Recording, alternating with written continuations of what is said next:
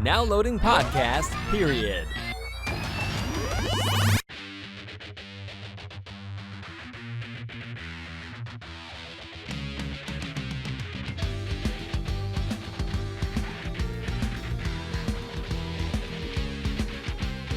Hello, everybody, and welcome to Podcast Period, the internet's stupidest podcast. My name is Ben, and with me, as always, in person this time, is my co-host, David. What's up, guys? It's going to make it much easier on you to edit this episode. It's really not that big of a difference, but it's going to make it a lot more fun. It's been how long since we've been able to do one of these in person? I don't think we've ever... We did the one. No, yeah, we did the soy sauce one in person, and the Star Wars one. Star Wars recap about episode. That one. Yep. So this would be number 3. Yes. But it's been a while, and it's been a good, because did the Star Wars one when I was up in Tennessee for Christmas. So it's been a good 6, almost 7 months. Almost. Yeah. So it's the longest we've gone without seeing each other. I missed you. Yeah. Yeah. But anywho. All right. So this episode is going to be a little bit different. David and I have spent probably a good, 80 to 85% of the time that he's been down here just watching stuff. And one of the things that we ended up watching, all in one day, was the Dark Knight trilogy, because David had never seen it.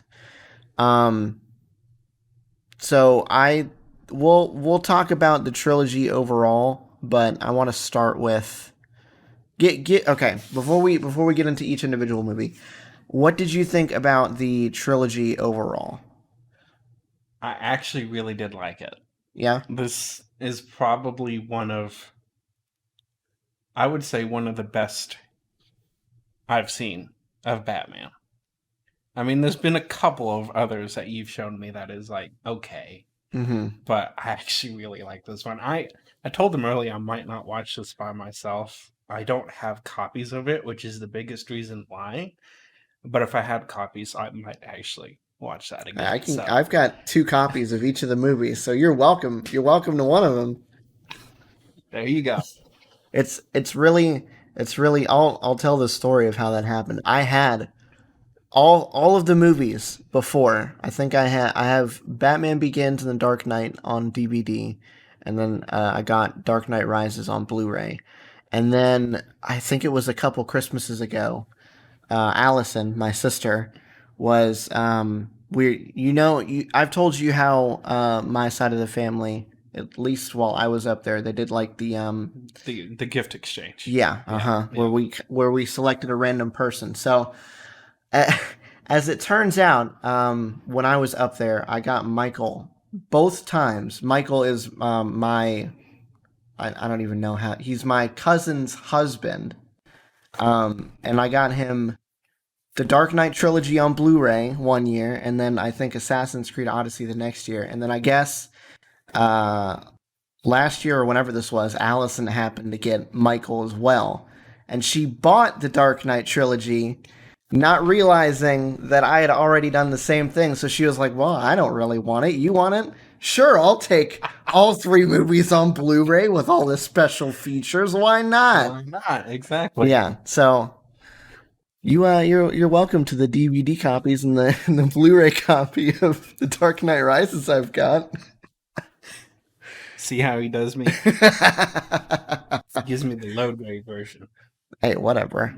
You have a version. I have a version. But hey, when you have nothing, you can't complain about getting something. Exactly. And let's be honest, DVDs aren't that bad. No.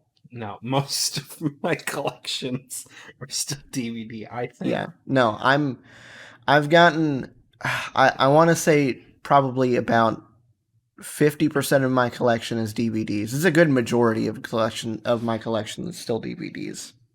But I've gotten more Blu-rays over the years, and a couple of the 4K Blu-rays that have come out. So I think I have a total of maybe 3 Blu-rays. That's it.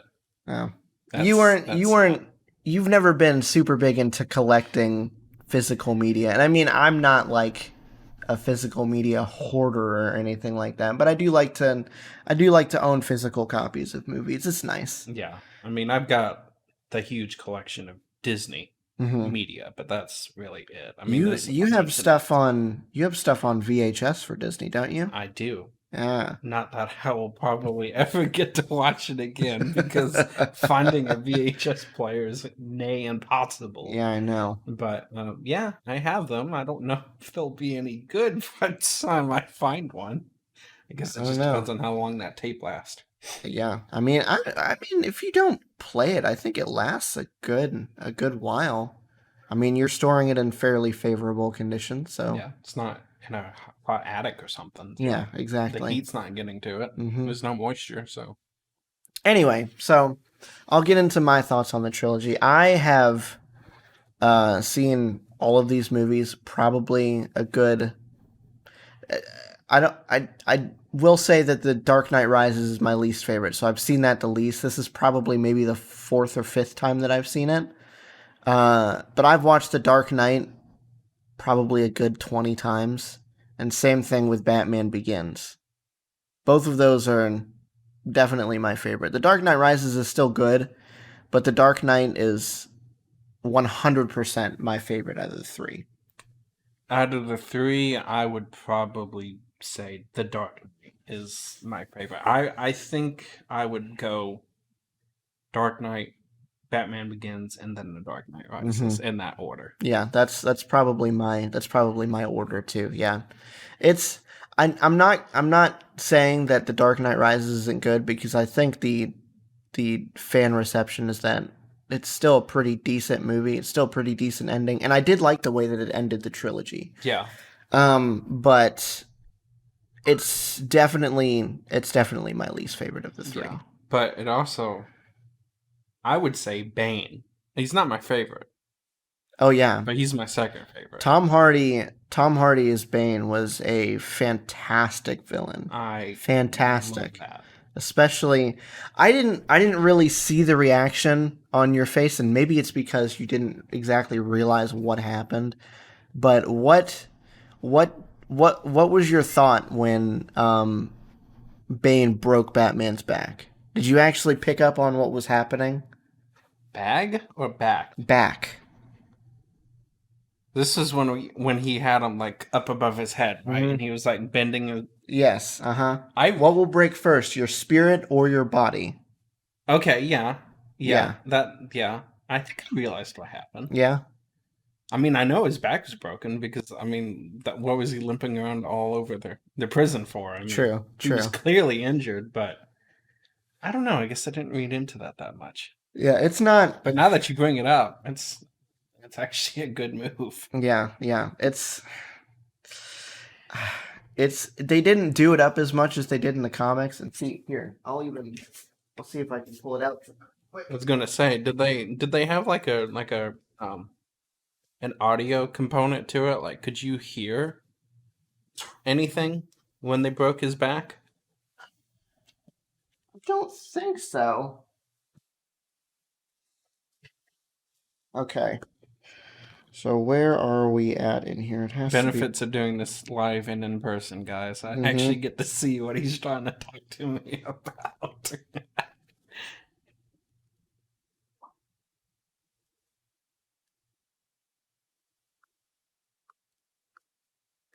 Okay, here we go. So this is the moment in the comics when you see Bane break Batman's back.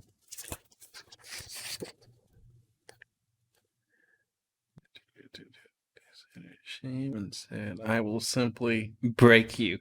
Oh no! Yes. Yeah. Oh. See that? Oh, that's a fat knee in there hard. too. Oof. Yeah. Ouch. So that's it. It doesn't have the impact that it does on that page. No. But that's the one thing that I really, really dislike about the movie, is because that in the comics is such a big deal. Nobody has ever broken Batman like that. Okay. And I don't even think it's happened since. They didn't do it the service that it probably should have. No, Okay. not really. Okay. No. I gotcha.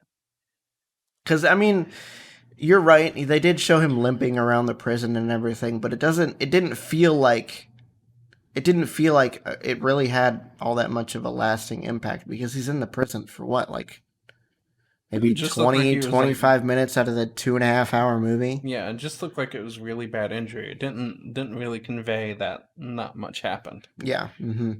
So, interesting. Okay. Before we get any farther into that one, let's start with Batman Begins. Okay. What are your general thoughts on that? We burned through these pretty quick, so do me a favor and give me a very quick synopsis. Give me a rundown, please. Okay, so basic gist of the movie. This is where we see Bruce Wayne turn into Batman. Gotcha. He begins training with the League of Shadows. He meets Ra's or Ra's al Ghul, as it's supposed to be. Ra's. It's supposed to be Ra's. Gotcha. Yes. But they did Ra's. Ra's. Yeah. Which, I mean, honestly, that's how it's easier spelled. for me to say, so I'm not going to complain right off the bat. But I am, because I know how it's supposed to be pronounced. But whatever. Anyway, so he eventually gets through his training with the League of Shadows. Yep. He betrays them, quote unquote, as it were, because their goal and destiny is to bring down Gotham City. Mm-hmm, yeah, exactly. Yes. So gotcha. He basically burns down the League of Shadows, like literally and figuratively.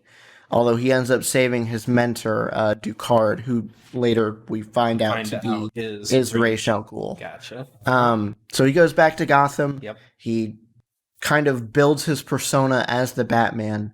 And then the final showdown is between him and Ra's, and Scarecrow's kind of like going around because he's they've released his fear gas into the air. Gotcha. Yes. Gotcha. Okay. So after that, after you've kind of figured out which one of the giant masks is Batman Begins, what do you think? I knew what it was. I just forgot what happened in it. Which is not saying much about my memory retention from myself. But I think they did a really good job of... Speak towards the mic. Was I not? Yes, you were just kind of looking off. Gotcha. So I think they did a really good job of... I like Scarecrow a lot. Mm-hmm. I think they did a really good job with hiding. It was the doctor, but what was the doctor's name? Sending the patients to Arkham. Getting the Scarecrow's real name? Yes. I should know this. This is very, very bad. I'm going to look this up real quick.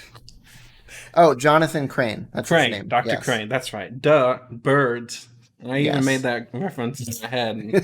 And here I am forgetting it. They did a really good job of hiding who that was. Mm-hmm. So I really like that component. It was probably obvious for anybody else. But I mean, anybody who's going into it knowing anything about the comics knows that Jonathan Crane is going to be Scarecrow. Uh-huh. So, and that happens a couple times in this trilogy, like with the next movie and Harvey Dent turning into Two-Face. Two-Face, which Ben can stand up for this one. I actually figured that one out. Yeah, all by myself. I was like, wait, you did. Is this Two-Face? It was the coin. The coin, the double-sided head one. Mm-hmm. Finally got me. It's like, oh, wait, is this Two-Face? Mm-hmm. I finally nailed one. Didn't need any help. I was so proud of myself. But anyways, they did a really good job of hiding his identity, Crane's identity. Didn't realize he was going to be Scarecrow. But once they explained the nerve gas type deal, then I was like, okay, that makes total sense. It seems like something Scarecrow would do. Mm-hmm. Mass hallucinogen. But to be honest, what was that water vaporizer thing all about? That seemed like a really weak way to do that. I mean, when you put it all together, it makes sense. Yeah. But I'm kind of with you in that. But dispersing that through water and then relying on the entire pipeline system to kaboom. Come on. I don't know anything. There was probably an easier way to do it, but at the same time, they did everything fairly discreetly. And until the end, nobody put together that the stealing of this microwave device was connected in any way to Jonathan Crane. No. Or Scarecrow or whoever, Absolutely not. I had no idea who it was. Mm-hmm. I was like, what is this going to be used for? What's the purpose of this? This doesn't look like it's connected to anything that we've seen so far. Batman's not investigating it. It was something to do with Wayne technology, sure, but I don't even think he knew. Did Bruce know? I don't think he did. I don't think he knew right away. Eventually, I think Lucius tells him, but which was Freeman, right? Yes, Morgan Freeman. Good. Nice. Okay, getting better. But no, he doesn't know right away. So I was like, "What is this?" It just randomly happened, and once it was explained what it was, I was like, "Okay, sure, whatever." But that's probably why I would put that at number 2. And not number 3, because I did like how it all connected at the end. Mm-hmm. Whereas it felt like to me the entire third movie was like meh, except for Bane. Yeah, there didn't seem to be like a point to it to get to at the end. It was kind of just laid out at the beginning. Here's this device. This is what it'll do. I did like how they hid the villain. Yes. The entire time. Well, the main villain's daughter, anyways, because I didn't see that one coming. Yeah, that was good, but I think that's why I would have put Batman Begins at number 2. I wasn't a big fan of the backstory, to be honest, because I had a lot of questions to ask you on it. It's like, is this really how this goes? Like, does he go out like and train like this, or like does he just not like drop into like some secret? I was thinking for some reason like this was some secret layer that was underneath Wayne Manor. About to call it something else. I was like, Manor? That doesn't make any sense. But I was like, huh? Is this really the backstory to Batman? Because I've never seen any of it before. It's like, okay, this is new to me. But Alfred, oh god. Alfred's Michael so Caine as Alfred is fantastic in all 3 of the movies. Oh, I loved it. I think that's it for that one. Yeah? Yeah. What do you think? I would have to say that it's a very, very good origin story. And I'm glad that up until this point, nobody's tried to kind of redo what they did in Batman Begins. This doesn't in any way connect to any of the other DC movies, clearly, because they change actors from Christian Bale, who was... he's not my favorite Batman, but he's definitely a better Batman than Ben Affleck. And I was looking forward to Ben Affleck as Batman. I don't think I've seen a Ben Affleck Batman. Yeah, you did. And remember that the movie that you saw when you were getting your tires changed or whatever, Batman v Superman? Yeah, that was Ben Affleck. No, I don't like that Batman at all. Yeah. I had serious problems with that Batman. I was like, wait, Batman's not supposed to go around killing people. That's what everybody else said too. I come into this like that. I feel like that's the first one I ever somewhat watched without you, and it's like, wait, this isn't Batman. This is not what this is supposed to be. We're going to have to, I don't know when we're going to find time to do this, but before you leave, we're going to have to watch my extended cut of Batman v Superman that I own, because, whoo boy, whoo. See, this guy, he's adding more to the list. The list has gotten longer since I've been here. It hasn't gotten shorter. It's gotten longer. Oh, yeah, I know. We've watched some stuff that wasn't on the list. No. Yeah, exactly. Yeah. I still need to watch Lethal Weapon. That's right. And maybe that's what we can do after we're done recording this. Sure. Yeah. Anyway. Next one. My take on Batman Begins, like I said, very good origin story. Other than that, it's not my favorite Batman movie. It, like you said, I like how it comes in together at the end, because you don't really, upon a first viewing, you're not really putting together what's happening here and what's happening there, and right up until everybody else figures it out, which is exactly how I like things to go in a movie. I enjoy figuring things out, but it's like, man, I really wish, I I didn't see that didn't- one coming 10 yeah, miles away. Like, exactly. there's certain times where you feel vindicated that you figured it out. It's like, I did know Yes. this. And then there's other times it's like, well, you just made that so blessed obvious. You just took all the fun out of it. Yeah, exactly. I hate when that happens. I feel like this probably would have been one of those times had I been able to figure it out. Like I said, I've seen this movie tons of times before, so I knew exactly what was going on. But I feel like, with especially your style of deductive reasoning, because you're really good at it, and you're a lot better at me than about it. Yeah. At first glance, without any previous back knowledge, could you figure this out? I did. I probably would not. I mean, they didn't give any hint as to who was stealing this microwave thing. Okay. Because I mean, maybe if they did, that would have been something that you could have connected to everything. Yeah, maybe. But then you don't know anything about the water supply situation until well. Oh into yeah, this. yeah. Like Scarecrow's already fully revealed all of his cards at this point, and the last DA is like right on to him, and the minute she sees everything is the minute you see that happen. And at first you don't realize what's going on. Like, what are they doing? I didn't understand what they were doing at first. But by then it's like, 10 minutes later and the whole thing's just like out in the open anyways. It's like, pretty much. You didn't know this was happening. You've gone over half the movie. Not one person's mentioned anything about water contamination at all. No. So, Nope. whatever. Yeah, I definitely wouldn't think that upon a first viewing, especially, I mean, we've got a prime example right here.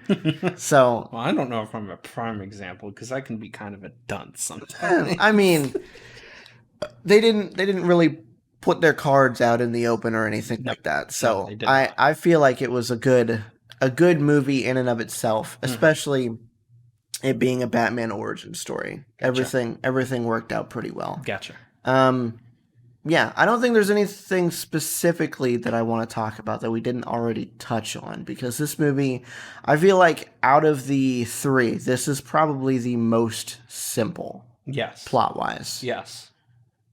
So I would agree. Yeah. Everybody's exposed. There's no like loose tie-ins or anything. It's you get to the end, it's like, yep, that's what happened. Yeah. There's nothing to think about. Yeah, exactly. Yes. So, yeah, I think that's a good enough place to leave that. What would you rate this one out of 5? 5 batarangs. There you go. That's what I wanted to hear. Probably a solid 3.75. Yeah, I would say. I think I would give it a 3. Yeah, I would go with you, 3.75. I was gonna give it a 3.5, but then I'm trying to figure out where my rating for The Dark Knight Rises would be, because I know that's under it. So I don't know. Yeah, I think a 3.75 is right around where I want to be. Yeah. Okay, so The Dark Knight, my favorite. What did you think? I could see why it's your favorite. I've heard this so many times, and I get it now. I think it's really, really cool. So, at first glance, oh my God, Joker. Best. This might sound a little harsh. I'm not a fan of the mask. Well, I guess it would be face paint. It was a little... I don't want to say it's too unprofessional, because, I mean, this is Joker we're talking about, and it probably would look pretty rough. His appearance was rough. Yeah. And at certain points in it, you could see through it, because enough of it had wiped away. And I don't really know if that was the point. I think that wasn't... I mean, this whole universe is supposed to be more wrapped in realism than, say, like your Marvel characters would be, like the MCU. So I think that was definitely an intentional choice, because, I mean, if you're looking at I know you haven't seen it, but the 80s Batman movie, that one also features Joker, Jack Nicholson as the Joker. Gotcha. And they had a thick coat of paint on it. Gotcha. But that one was geared a little bit more towards realism, but it's not. It's like maybe a 3 or a 4 out of 10 on the realism scale, whereas this is like an 8 or a 9. Gotcha. So I would say the whole ragged face paint sort of look is definitely what they were going for. Yeah. So if it's the intended route, Yeah. then they did a really good job. Mm-hmm. Like and I mean, there is a point in the movie where he doesn't have any face paint at all during when they're in that when they're having the. Is it a funeral for the mayor or the commissioner or somebody? Oh yeah, because wasn't he one of the guardsmen? Yes. Whatever you want to call him. Gotcha. Yeah, I really liked the ever-changing backstory for the face, scars, for the scars on his face, on the smile. You know how I got these scars? I can't do a good Joker voice. Whose Joker was this? This is Heath Ledger. No, okay, there we go. Mm-hmm. It was locked in my brain somewhere. I think he did a really good job. I do like Hamill's voice better as Joker. Mm-hmm. Like, to me, that is like the perfect Joker. I might be wrong. You might have a different opinion on it. It's fine. Hamill's voice, I think, does it better. But Ledger, the way he looked, the movement, the acting on it, the craziness about it, he was a good Joker. He acts the heck out of this role. Yes. Like 1,000,000%. And I absolutely loved how you told me about the part where the special effects didn't have to go. Well, they didn't go to plan. Mm-hmm. So he just had to completely do it right there. I was like, oh, well, we're not going to turn this into a blooper. So we're just going to make this one work. And it's like, I don't think anybody else could have done that. No. Not at that moment in that style. I mean, it looked like it was completely planned. See, the funny thing is, when he was announced for this role, everybody thought it was going to be the worst casting in history. Really? Because I haven't watched many other things that he's been in, but as far as I know, up until that point, he hadn't really done anything extremely serious like this. So this was like a really, really big deal that this turned out well. I feel like Colonel Cavington in The Patriot was a pretty serious role. Yeah? He did a really good job with that. It's completely different than Joker as far as the mental side of things goes. But that was like a serious role that you had to get into because this guy believed in what he was saying. Oh, yeah. So he did a really good job of, I think, sticking to character for that. So I think Joker was fabulous. The entire movie is just unpredictable. Oh. And I loved it. Oh, 100%. Every single thing he did was completely unpredictable. I had no idea what was going on. The bank situation was kind of interesting at the beginning, but when Joker steps in and starts taking control of things, it's like, yeah, things are about to get interesting. Poor Two-Face. Dent and what's the other girl's name? Rachel. Rachel, thank you. Him sending them to completely separate locations, knowing what Batman was, probably knowing what Batman was going to do. I'm going to say he 100%. He knew what he was going to go for. Batman intended to go for Rachel. He said, I'm going to go get her. Yep. But Joker switched the locations.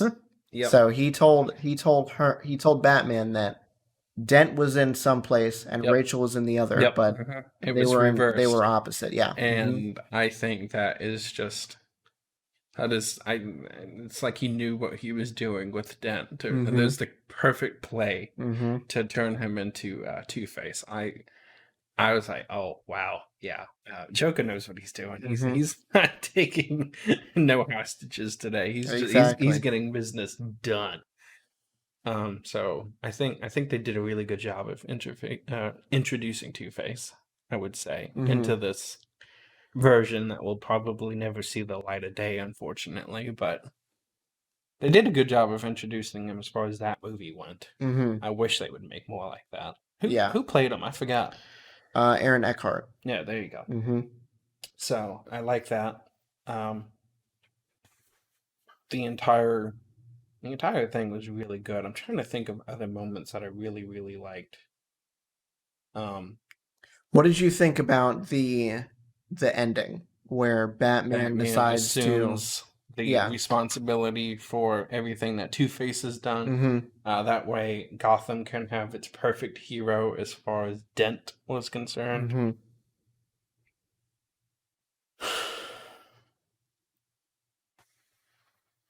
I don't know. I get why he did it. Mm-hmm. I understand. I don't like it, though. Yeah.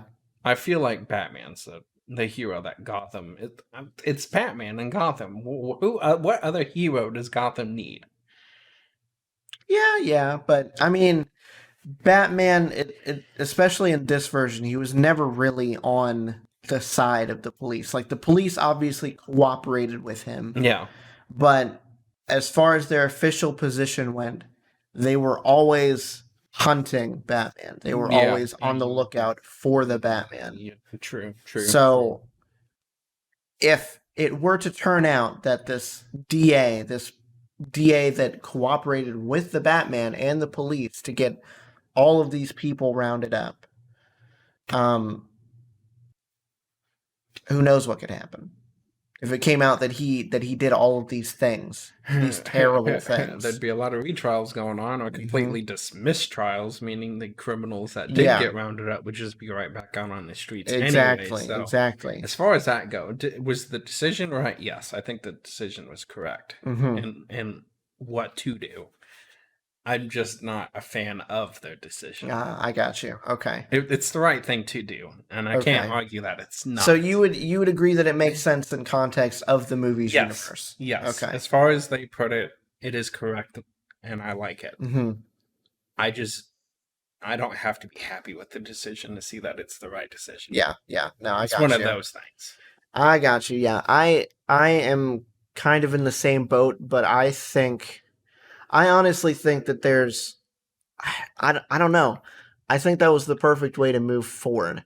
As far as the transition between The Dark Knight to The Dark Knight Rises, I sincerely... It makes a really sloppy transition in my eyes. Well, see, I think the original plan was, before Heath Ledger died, he was going to be in The Dark Knight Rises. Okay. I think he was going to be the main protagonist, but because of his demise, right after the movie, either right after it finished shooting or right after it released, that was an accidental overdose, wasn't it? Yes. Gotcha. Yes. Okay. So they clearly had to change plans, which is probably why the last movie feels. I mean, it's still a high budget Hollywood movie. Yeah.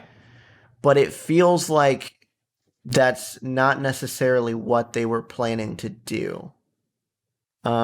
So maybe the decision would have made a lot more sense had the Joker carried on into the third movie, because I mean, he already knew what happened with Dent. Maybe not necessarily the specifics, but he already knew everything that happened. Yeah. And that would have been a really good way for him to be exposed, too. Mm-hmm. Yeah. Joker just exposes it all and throws the city into chaos in a different sort of way than what Bane did. I want to get into that when we talk about the discussion, because I have a few nitpicks about how that whole thing is handled. But as far as The Dark Knight goes, like you said, I really enjoy the way that you don't know where it's going to go. You have absolutely no idea. No. I didn't know the locations were going to get switched. I didn't know. Of course, anybody else would know, but you didn't know at the beginning that Dent was going to be this high-level official that turns into one of the worst criminals in the Batman universe. Mm-hmm. I really liked how that transition played out. Mm-hmm. I'm not 100% positive I understand his mental state, though. I mean, did Rachel really mean that much to him? Like, he must have I really mean, hit hard for her. I assume so. I mean, you kind of have to believe into that fact in order for his mental state at the end to Yeah. make sense. Yeah. Because I mean, if you're thinking that, oh, this is just some girl that he really liked, well, then why did he go after all of these people that aided in his girlfriend's demise, in Rachel's demise, Mm-hmm. and then go after Gordon's family? Yeah. So, I mean, you're right, it is kind of hard to see on screen because, I mean, as far as the romance goes, it's not really. It didn't seem that insignificant to me. I Yeah. mean, maybe it was, but It just seemed like a casual fling to me. Like, it was, getting there, It but felt like a little bit more than a casual fling to me, Well, but maybe. it felt more like a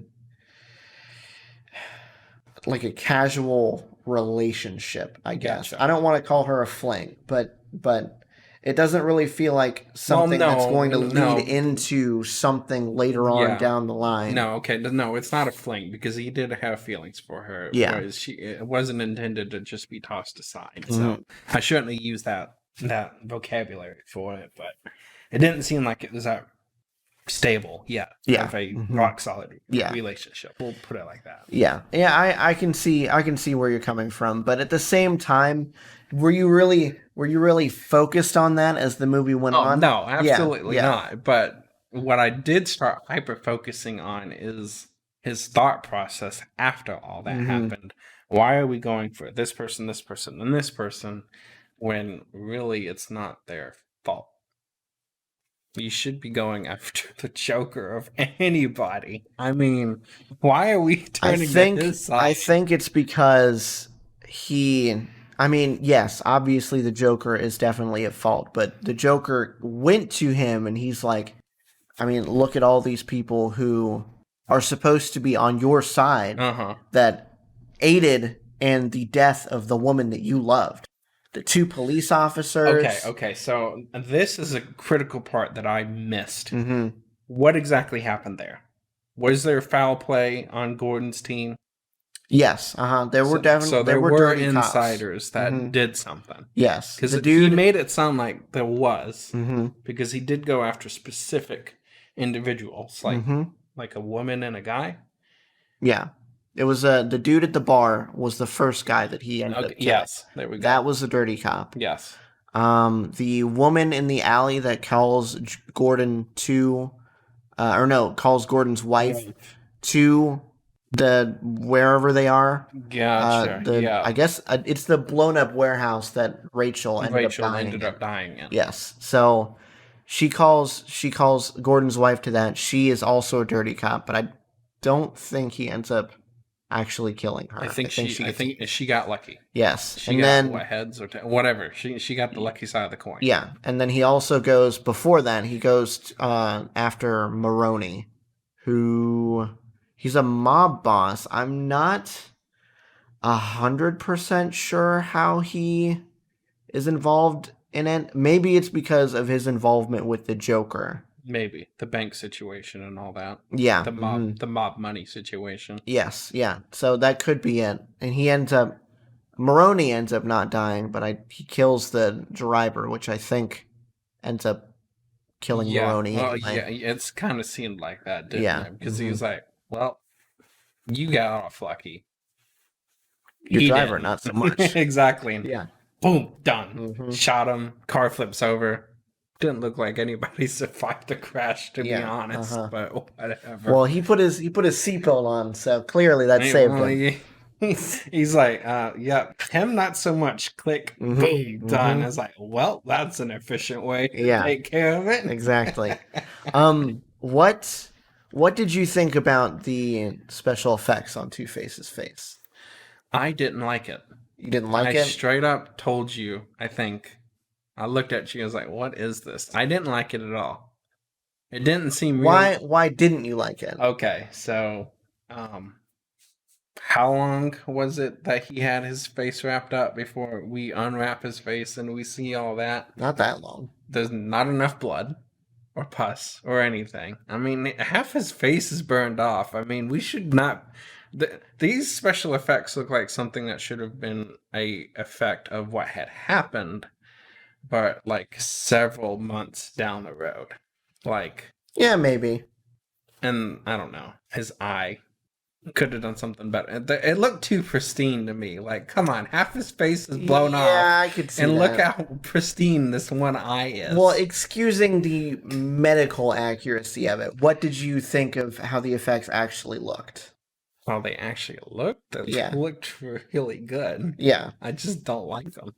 I'll give you that. Yeah, I'm not one to really get hung up on all the medical stuff in movies. I don't particularly care. I'm more one to be like, you know what, that might happen. I don't know, whatever. They did a really good job. It looked like it was well placed. It looked like it looked atomically correct. Mm-hmm.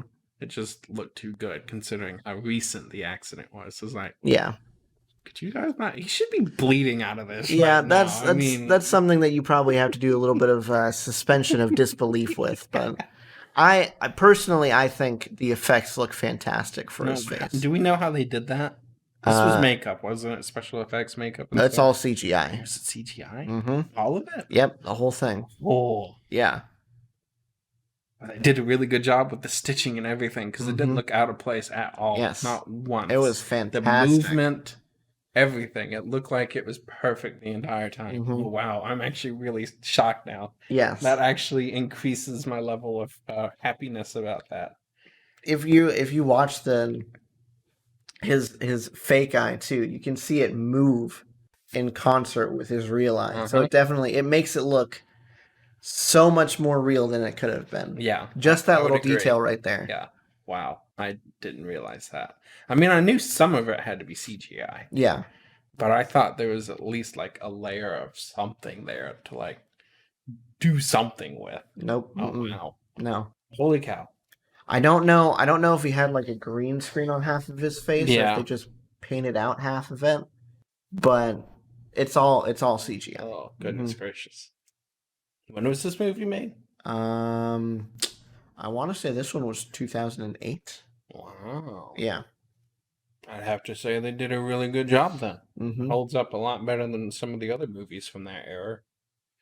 I hate when you can clearly see something that like just phases through the wrong way. Yeah. Yeah. Or you get a glimpse of something that's obviously not supposed to be like, Mhm. well, you forgot to edit that part out. Thank you very much. If you saw any of the wires out of Batman's costume or something, Oh, like yeah. that would totally give it away. I found it very interesting when you told me that this was the first movie they actually got Batman's head to be able to turn inside the costume because they had trouble with that the first time. I was like, really? Yeah. I don't think I really paid attention to it much. I don't know if that's because they just didn't think about it, but it definitely made the acting in this one feel a lot more natural and a lot less stiff when he's in Batman costume. Instead of just turning, like whole body turning. You don't really notice it because I don't think they really have him turn his head that much in the first one. Maybe because of that. Yeah. But when he does, you definitely see like, oh, he's not trying to turn his head. He's got to go. Yeah. So yeah, I speaking of the costume in this one, I thoroughly enjoyed this one more. I think a lot more than I did the Batman Begins version of it. I liked it. Yeah. It was a really cool costume. I kind of wish we had a little bit more technology, like Lucius had picked up a couple of more gadgets along the way to dispense at Mr. Wayne's exposal without too many questions, as he so elegantly put it. And like, Yeah. who am I to question you? Exactly. Yeah. I found that very funny too. I loved Lucius in all these too. Oh yeah, he's great. He's great. I can't think of any particular side character that I didn't really love. out of that movie at all. Like, they were all really good. I love Alfred. Lucius was really good. Yep. A couple of the other ones. Rachel. Fantastic. Loved it all. So, I like it. What else? I can't think. I can't think of anything else that I'd want to talk about this movie. The the scene where that dude tries to blackmail Lucius because he found the plans for the Tumblr. So you think? How did you can do it better? Yeah, I don't know. So you do it. I can do the gist of it because I don't remember the exact thing. But he's like, so you think that this guy, your boss, a billionaire, goes around beating people up at night, and your plan is to blackmail this person? Like, you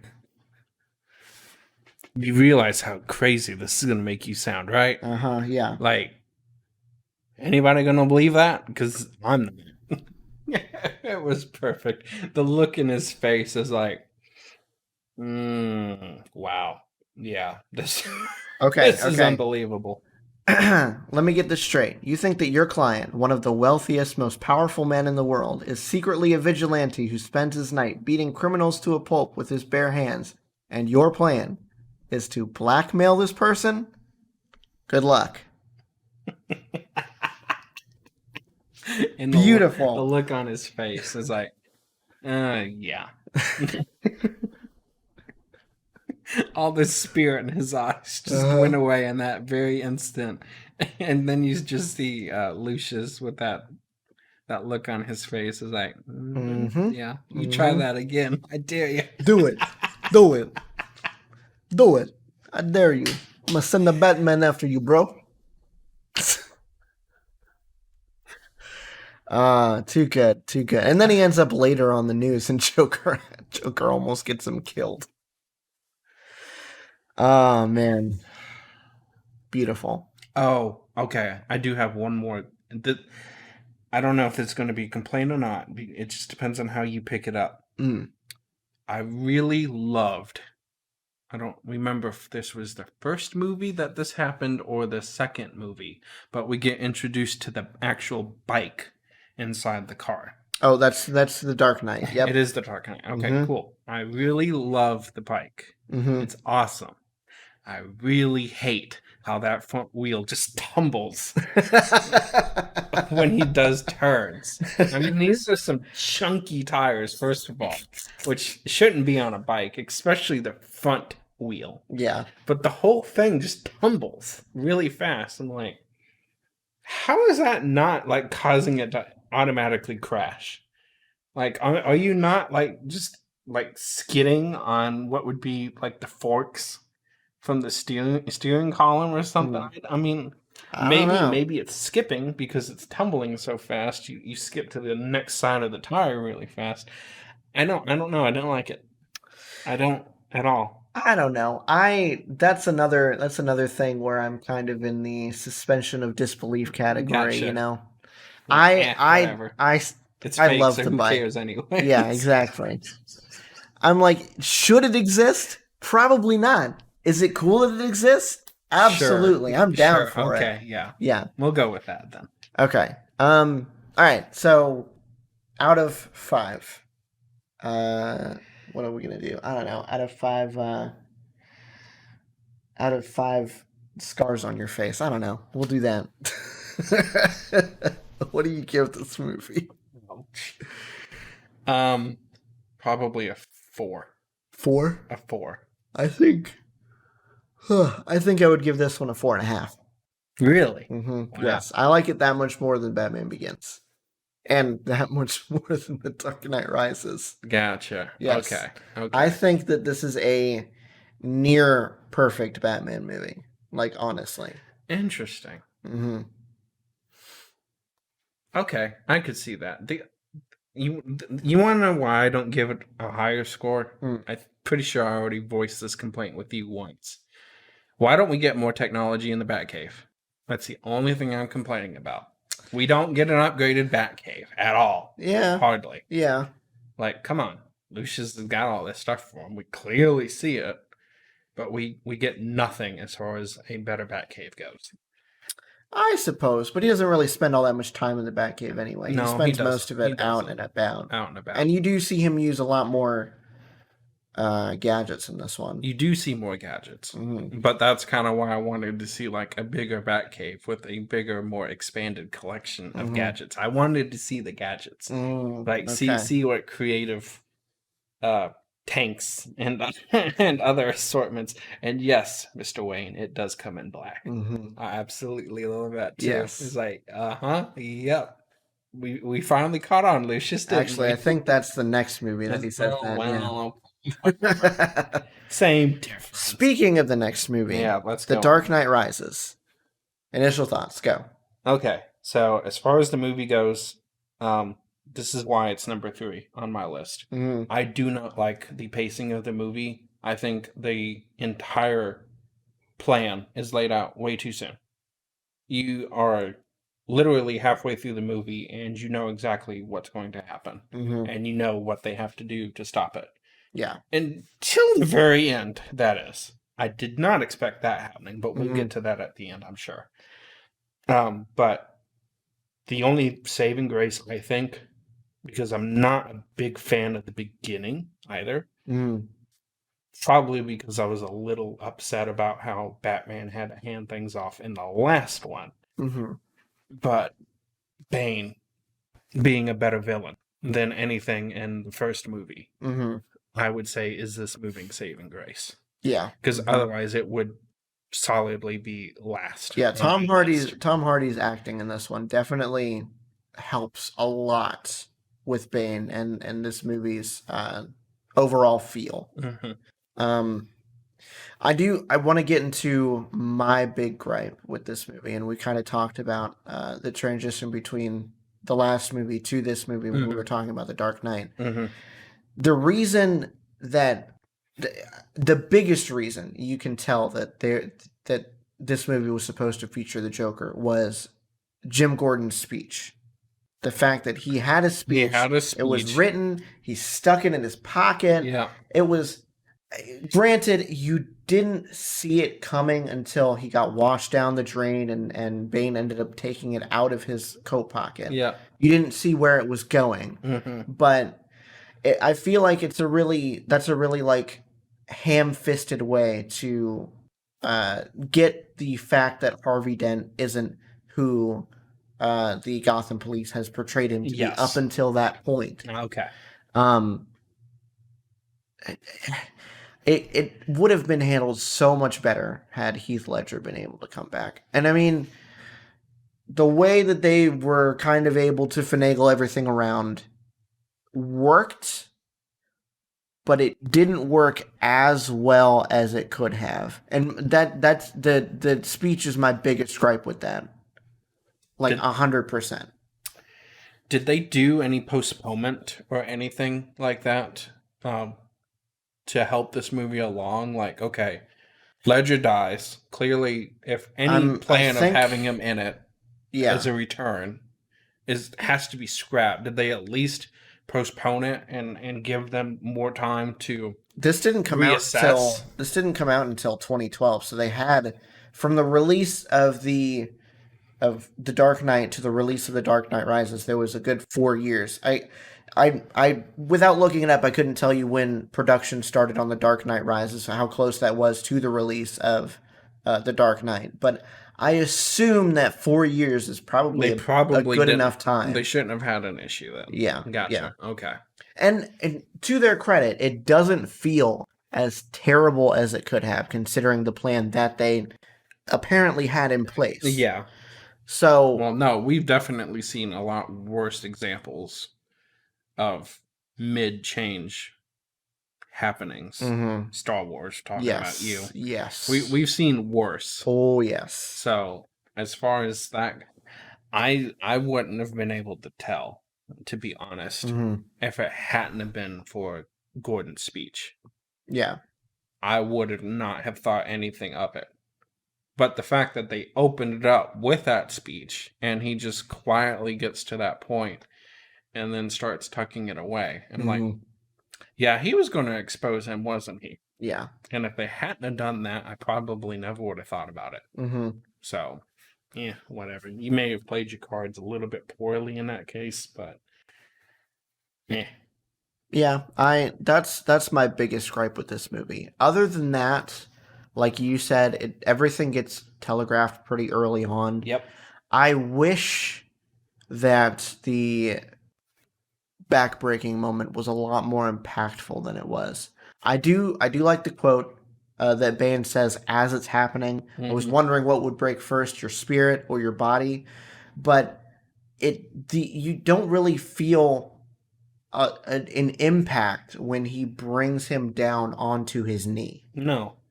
He just kind of like bounces and then rolls off. Which is why I got it, because I don't remember there being any like audio component that would have been like, because if I hear backs breaking, I would have cringed. So I would have remembered that for sure. Yeah. Unless I was like not paying attention in the slightest, I would have remembered something like that. I hardly remember that scene at all. It wasn't until you asked about it. I was like, oh yeah, okay, yeah, I know what you're talking about. It wasn't memorable, obviously. Or it's either that or I'm a piss poor movie watcher. It's one of those two. But I would say, considering the context of everything else, it's not a necessarily memorable scene in especially in the context of the movie as a whole. Yeah, I would say that too, because there's a lot more memorable stuff that happened like that.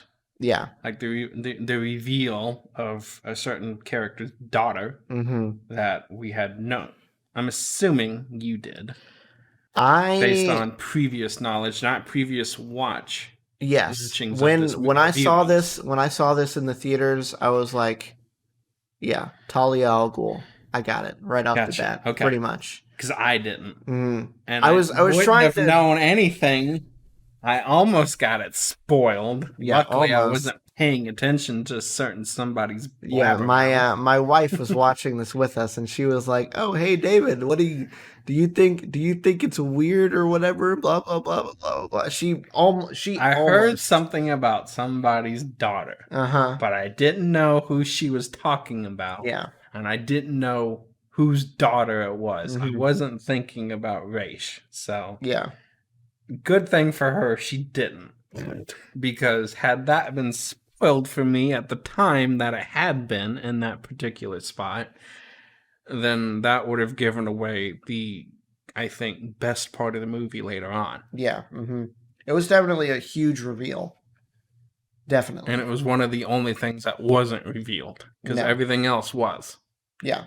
So, well, except for one final thing, but still.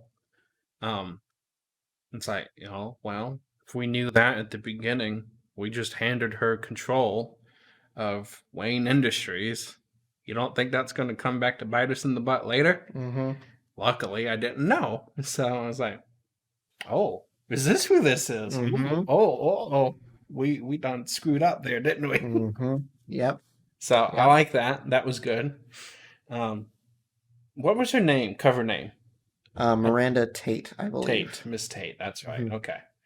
And she was supposed to be somebody who was trying to invest in this reactor technology? Or?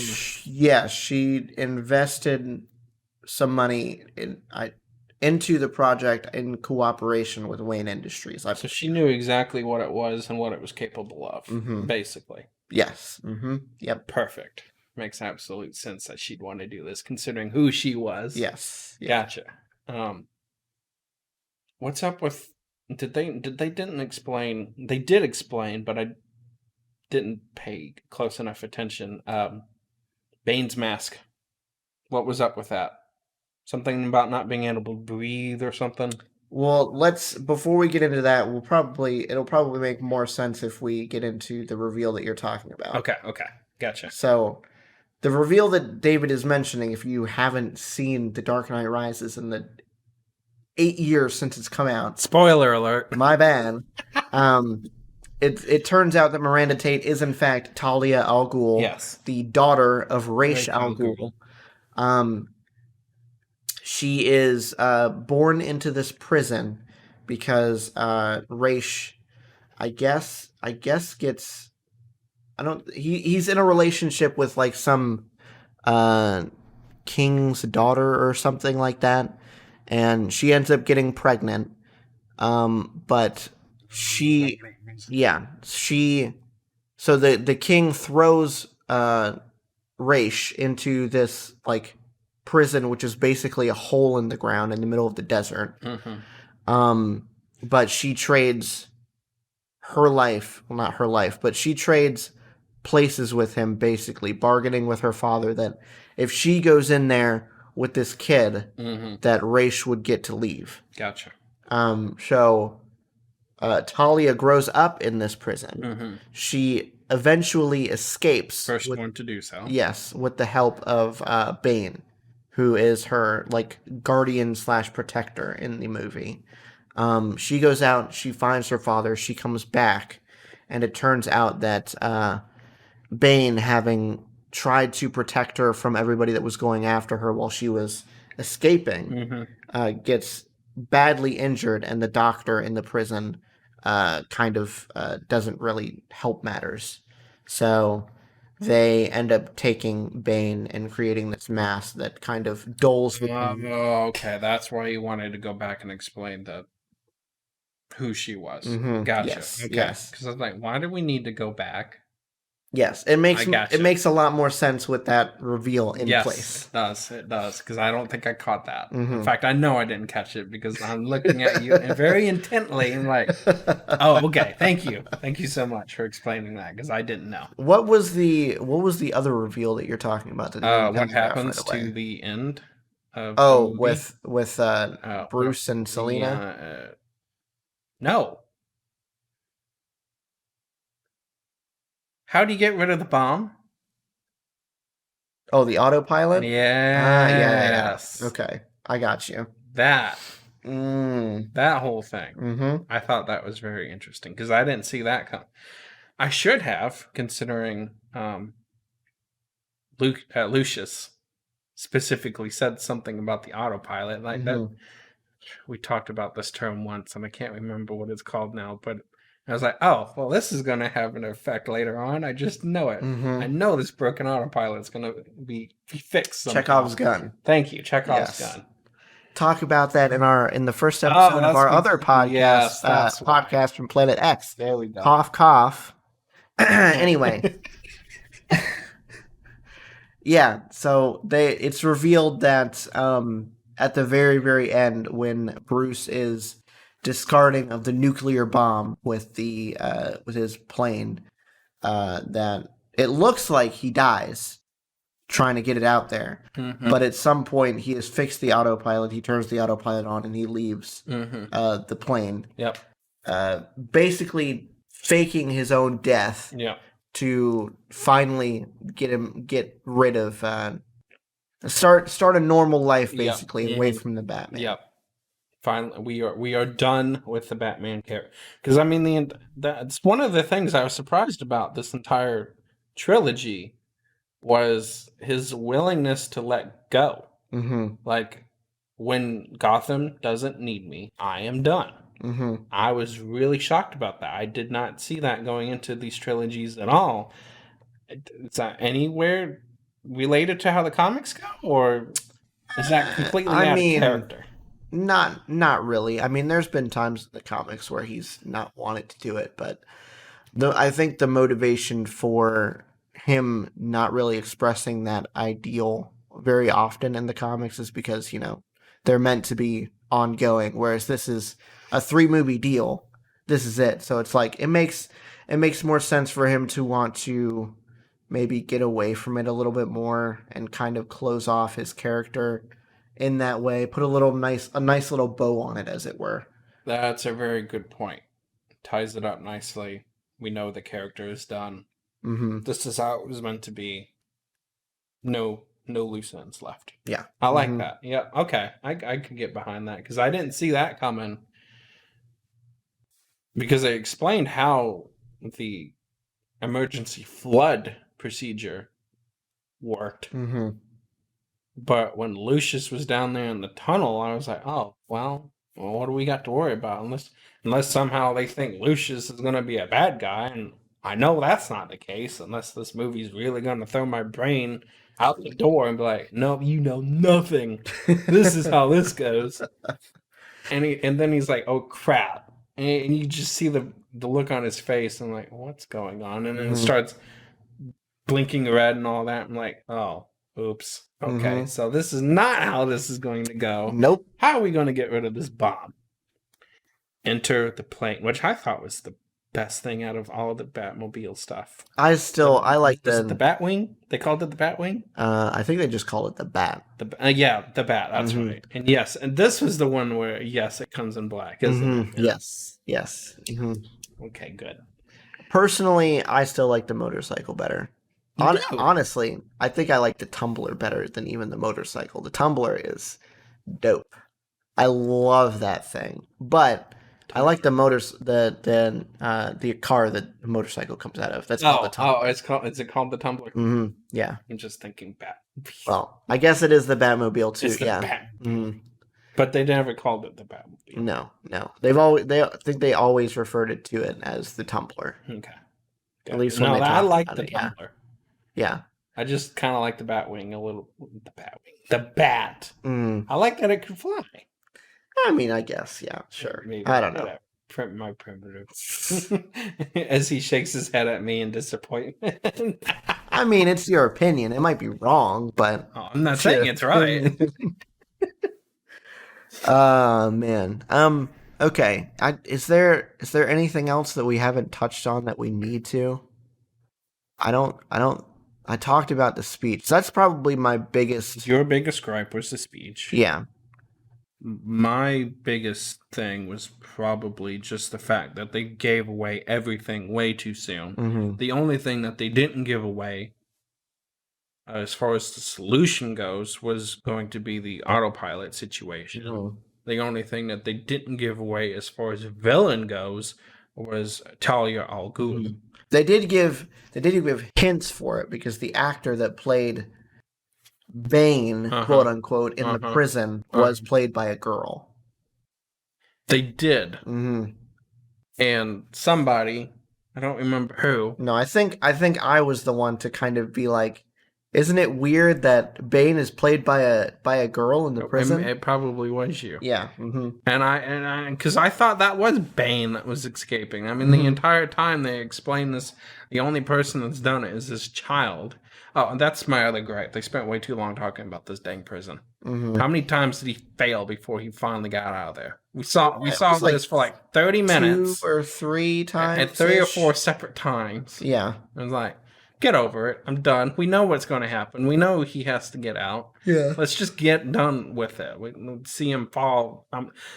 I thought the first time somebody else fell with the safety rope. I thought it was a hanging at first.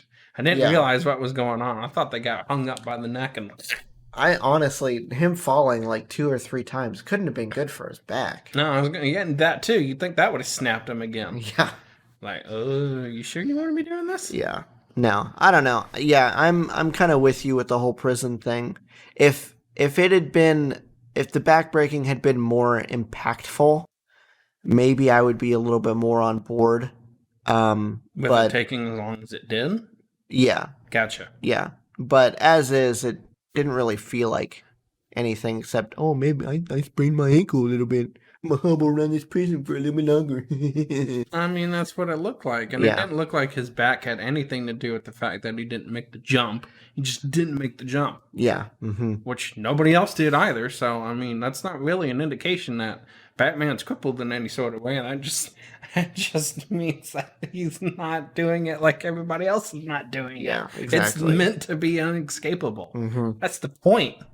So if he gets it first try, then what's that say? Either he's in really, really good shape or everybody else is just terrible. Yeah. So I'd be okay with it if I thought it was, like you said, a little bit more impactful. I didn't really realize what had happened. So it tells you how impactful it was. Bane's the saving grace. I'm sticking to that. Yeah. The entire movie, I think, is saved by him. That's it. Because everything else is like, okay. Bane and the way that it ties everything up at the end. Yes, they did do a good job. I like that they gave Batman a happy ending. Mm-hmm. You know, that was nice. What was you mentioned a girl? Selena. Selena. Okay. Mm-hmm. What's that? She's Catwoman. Thank you. Okay. Oh God, didn't talk about Catwoman at all, did we? She's good in this movie too. She really is. But she's not really. I wouldn't say she's a huge focus. She's in the movies and she's got her own like couple scenes, I guess, that are devoted to her. But she's not like. I don't know.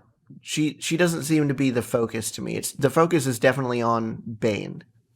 I would say so. Yeah. Yeah. Because I think, oh, okay, whatever. She left. Yeah. That didn't take a grad student from Harvard to see that was going to happen. Mm-hmm. It's like, oh, really? She left? No Who'da thunk it? surprise. Who'da thunk it? Yeah. Was it ever revealed if they managed to like undo the false trades that happened from the beginning, the day trading situation that happened when Selena took Bruce Wayne's fingerprints off the safe, and they did the unauthorized money transaction, which led into Talia being like major shareholder or owning. I don't think so. From what I remember, he was still in dire financial straits as far as that was concerned. Gotcha. Okay. When he quote unquote died. Mhm. So, you know, what are you gonna do, right? Whatever. Yeah. Okay. I don't think there's anything else that we need to talk about with this one. What would you give this out of 5 bats? The flying plane, not the actual animal. I was going to say face mask, but out of 5 bats, it's probably the movie itself is going. I'm going to have to do this into 2 parts. Movie itself, honestly, a 2. A 2. Bane, 4.5. Yeah. Yes. Okay. Joker's a 5. Yeah. Actually, he'd probably be more like a 6. There's off the scale goodness going on with that one right there. But overall,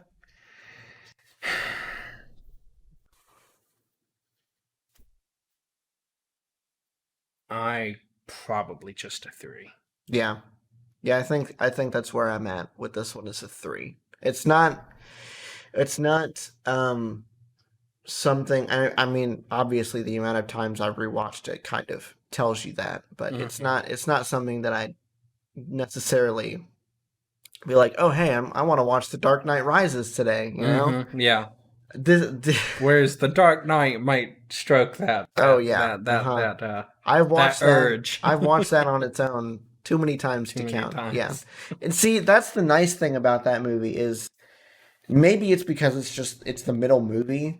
You don't really need any lead into it or any lead out. It's a really good standalone movie. What carries over from the first one that is critical information to go into The Dark Knight? I mean, nothing really. You don't really hear about the League of Shadows in the second one. No. The only thing that carries over really is Scarecrow, and he's only in like the first handful of scenes, and then he's never seen again. Yeah. I mean, he's got nothing important going on. No, he's a larger character, bit better and larger and more influential in the third movie. Mm-hmm. Yeah, but in this one, in The Dark Knight, not so much. But as long as you knew who he was, and it was kind of obvious who he was, and the third didn't realize who he was at the time, just because I couldn't see the character way up on a stack of broken books and everything else, doing their vigilante court system, basically. But it's like, oh, yeah, that's definitely something that he would play. Yep. It's a role that he would be serving right now. I totally get that. Who else would do it? Yeah.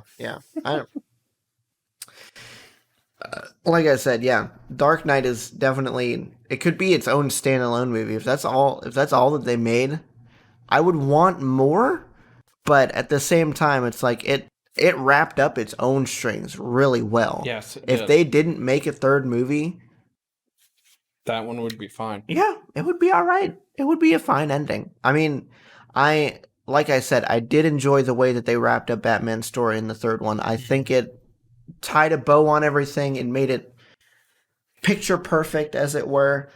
But if it ended right where it did in the Dark Knight, would have been all right. Yeah, I said Bane was the only saving grace for that last movie, but the ending too. Mhm. I didn't give enough credit for the ending. They did tie it off nicely, so the ending as well. Mhm. But everything else, Yeah. I'm with you on the 3 for the Dark Knight Rises, though. It's definitely, like I said at the beginning, it's definitely my least favorite of the 3. Yep. It's still an okay Batman movie, but considering what it went up against, even considering the first movie, which is all right in its own way, Mm-hmm. it's just okay. Yeah. It's not something, like I said, it's not something that I'm just gonna pop in randomly if I want to watch a Batman movie. Nah. So I got you. yeah, I think that's where we're gonna leave this episode, guys. Thank you so much for listening. Before we leave, the trilogy as a whole, out of 5, what would you give that?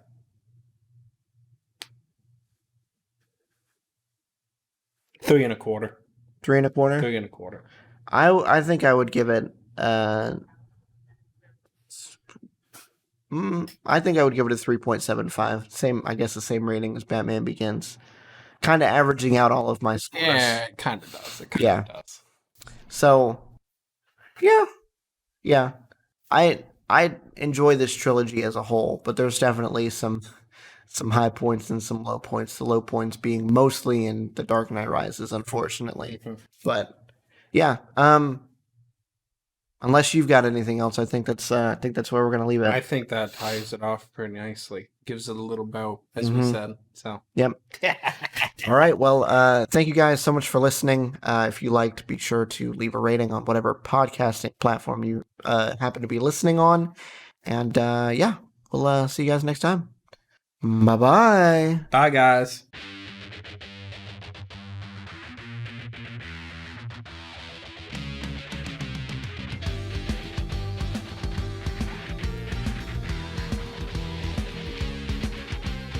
Thanks for listening to this episode of Podcast Period. This episode was hosted and produced by Ben and co-hosted and edited by David.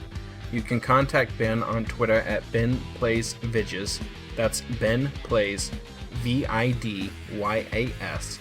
And you can contact David on Twitter at Car6by16. If you'd like to chat with us about any of the topics on this episode, you can hit up the show at Podcast Period on Twitter, or shoot us an email at podcastperiodpodcast@gmail.com. We also have a new website that has launched featuring new articles written by us, as well as links to all the episodes. Please visit that at podcastperiod.com. Want to do more for the show, but aren't sure how? We have a Patreon for that. For as little as $1 a month, you can get early access to episodes and so much more, and support the show while doing it.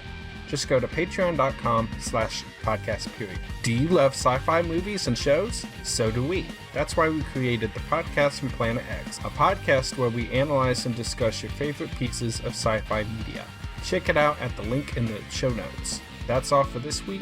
Thank you so much. We'll see you next time.